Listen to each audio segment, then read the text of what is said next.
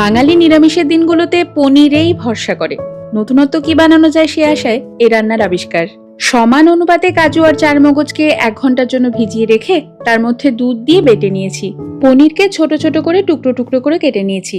এবার কড়াইতে দেব দেশি ঘি, দেব তেজপাতা, গোটা গরম মশলা আর একটুখানি আদা কুচি। কড়াইয়ের মধ্যে এবার পনিরটা ঢেলে দিয়ে খানিকক্ষণ নেড়ে চেড়ে নেব। দেব ওই কাজু চারমগজের বাটা আর দেব খানিক জল। স্বাদ মতো নুন আর চিনি দিয়ে বেশ ভালো করে কষিয়ে নেব। তারপর দেব কসুরি মেথি আর গরম মশলা গুঁড়ো। কষানো হয়ে গেলে পরে নামাবো কাঁচা লঙ্কা কুচি দিয়ে। আর কিচ্ছুটি লাগবে না এতে।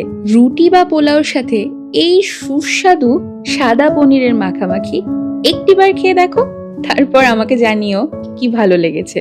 আমাদের বাড়ির সোমবার তো জমে গেছে এই নতুন রান্নায়। তুমিও বলো তোমাদের বাড়িতে কোন দিন নিরামিষ রাধা হয়।